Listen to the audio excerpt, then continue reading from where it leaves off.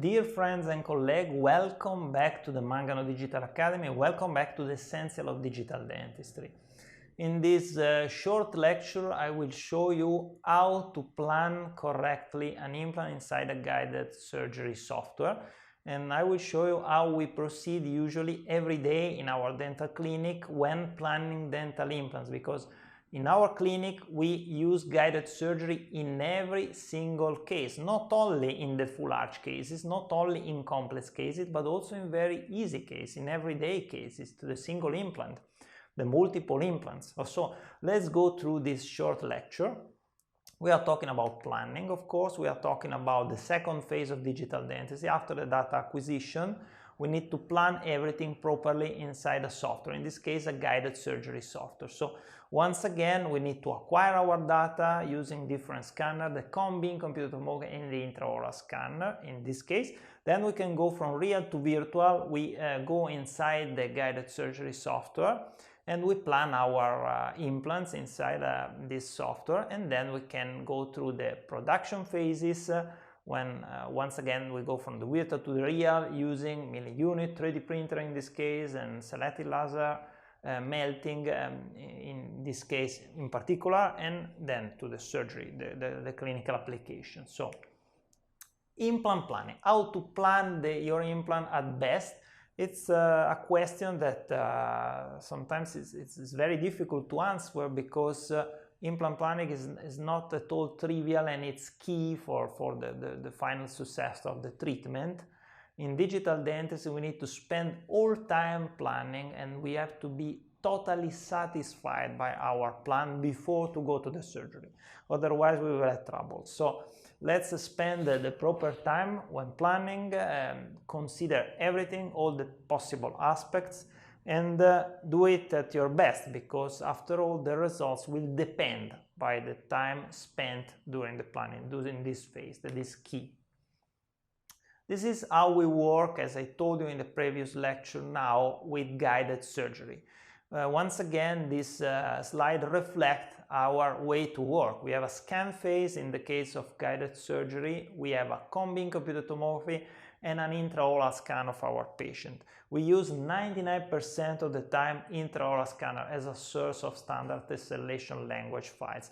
And this is the first appointment for our patient. Then we have to switch to the virtual world and we plan. So we make our virtual waxing, we prepare our model for 3D printing, we match images as I showed you in the previous lecture. We spend all the time necessary to verify that the matching is perfect, and then we need to plan the implant. It's also key. We will talk about implant planning exactly in this lecture. Then we can export the whole set of files for the surgical template design, because the surgical template design can be made also outside the guided surgery software. In third-party software, we have a lot of possible sources for designing the guide. We have a lot of fantastic open source software like Blender for dental, for example, like Mesh Mixer. And when we have designed our guide, we can 3D print our model, we can 3D print our surgical template, we can check the fit, the accuracy, the adaptation of the guide on the model, and then we can proceed to the surgery, and it's the second appointment. So the patient doesn't spend too much time on the chair. I mean, it's like 30 minutes appointment for the first appointment, and the surgery more or less is the same time, depending by the number of the implant placed, of course. So the first thing is the scan. With the intraoral scanner like CS3700, we scan our patient. In this case, we need to place implants in the left mandible, as we can see. Let me say that it's important not to scan only the model, the master model, but also the antagonist model, because it's very important and useful for the best waxing. So it's very important also to capture the bite and the model in occlusion, because it's important to evaluate the available space vertically in relation to the final position of the implant. It's something key. Then we go to the cone-beam computed tomography. In this case, with the CS9600, we have selected a 10x5 field of view, that already gives us all the necessary information. Sometimes we can also choose, for example, for the single implant of 1 5x5, but it's better to have a 10x5 because we can better superimpose this information with the information given by the intraoral scanner. We can have inside the visualization software of the combined computed tomography by Carestream Dental in this case, the possibility of a pre-evaluation of the site. In this case, is very satisfactory. We have the sufficient amount of bone, the volume, the thickness, the bone height to place the implants is not a problem. And we can proceed with the wax-up. Usually the wax-up is made inside a dedicated software for that, like DentalCAD from Exocad or other similar software. And it's critical in order to gather all the possible information useful for the best possible implant planning. When we talk about implant planning, we talk about the position of the implant in particular, and the wax-up is key, particularly for young dentists. It's important because when we have multiple implants, then the position of the implant is not at all trivial. We need to consider that the wax-up gives us a lot of valuable information, but also for the depth and inclination, how to tilt the implant. It's very important. So the waxing is the first step, and it comes before the implant planning itself. And then we have the implant planning itself. And as I told you in the previous lecture, we have 9 different steps. The first steps inside of the guided surgery software is the necessary to import the digital imaging and communication in medicine data from the combined computed tomography to perform our 3D reconstruction, to define the occlusal plane, to import then the STL from the intraoral scan inside and align it with the DICOM manually and then automatically, and then you recheck it, recontrol it, re-verify the perfect superimposition in all multiplanar reconstruction with possible manual adjustment.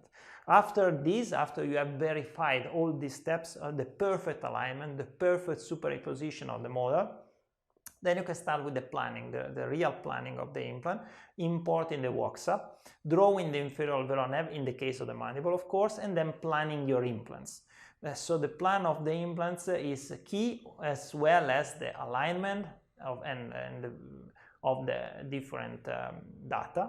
And we will talk about the planning of the implant in particular, showing you this case. In this case, we have used a materialized software, and we have planned our implant according to the wax-up. And we have here all the information in this 3D model. It's a 3D reconstruction model. In yellow, you can see the bone.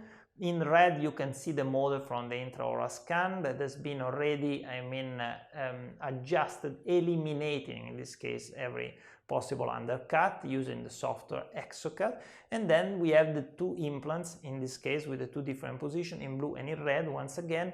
And we have these scan bodies, because the scan bodies are very helpful in the case of immediate loading. It's only a possibility. We don't need to perform immediate loading in all cases. We rarely perform it only in the static area because we prefer to give the possibility to the implant to heal without loading in most of the case, but anyway, it's a possibility. And the most important thing is to verify the position, the inclination, and the depth of every single fixture in the cross sections. It's really key, it's really important. So we need to spend adequate time during the planning. Planning is very important. And after all, planning is always the result of a compromise between the residual bone volume, the residual bone anatomy that anyway dictate the position of the implant. First, we need to watch the bone, and then the best possible prosthetic emergent profile, because we also need to consider that we need to manufacture a prosthetic restoration over our implants. So it's important that the emergence profile is compatible with the making of a very nice aesthetic functional restoration. We need to help our dental technician. We need to plan the implant at best, also considering the final prosthesis. So it's a great opportunity that we have using this software, and we need to fulfill all the requirements, all the prosthetic requirements if possible. And it's very easy. So planning is often a compromise between the bone anatomy that really drives the planning, because it's the most important thing, and then the prosthetic emergent that can partially correct the planning, in order to optimize the planning, in order to obtain a planning that is as best as possible. I mean, the best possible planning, considering these two key factors, the anatomy and the prosthetic emergence. So, as I told you, the bone drives the planning, because after all, we need to consider that the implants must have a bone bed, must be surrounded by bone. Of course, in case of regenerating site, we need to consider that the bone is more reliable when not regenerated. And so all these considerations are key. And after the first planning, placement of the implant inside the bone, then we can correct a little bit, particularly the inclination. We can tilt our implant in order to fulfill also the prosthetic requirements. Sometimes in case of extensive bone loss, it is not possible. So we need to consider, for example, the possibility of a pre-reconstruction of the bone before the implant placement. So with reconstructive technique, we have different technique, GB, guided bone regeneration, for example, meshes in titanium, even customized. So we have different options, also scaffold custom made. We will watch a few cases of these possibilities in the future lectures. Anyway, as I told you, walks up for emergent profile is critical, waxing is critical, and we play mostly with the position and the inclination. We don't have to forget that the bone dictates the position and the inclination of the implants, but anyway, the waxing helps to correct it a little bit in order to facilitate the work of the dental technician, to facilitate the restoration. It's quite important. Even if we have valuable tool, for example, to correct any eventual, not perfect inclination, for example, of the implant, because we have T-bases and we have the possibility now to mill, customized zirconia abutment. Usually we work always, even in the posterior area, with customized hybrid abutments, combination of titanium, the T-base, and zirconia, the upper part of the abutment. And with this we can correct even some mal-positioned implant, but of course we can correct for 20-25 degrees, not more. So anyway, it's important to place the implant in the best possible position, also to have the dental technician to make it his work or her work at best. And this is the final visualization of the cross sections on the top left, and all the other sections, the panorex below, the axial, and the 3D reconstruction. When we are totally satisfied by our planning, and I told you we need to spend time and also reflect about the planning, the depth of the implant, in the case particularly of post-extraction socket, according also to the type of the implant selected in the library. We need to reflect about the position, we need to reflect most of all about the inclination of the implant. Then after we are completely satisfied by our planning, we can go through the design of the surgical guide. In this case, we can see the surgical guide design. It's an HypnoGuide metal guide, a new guide that we're using with all our cases now, and we are really satisfied with this solution.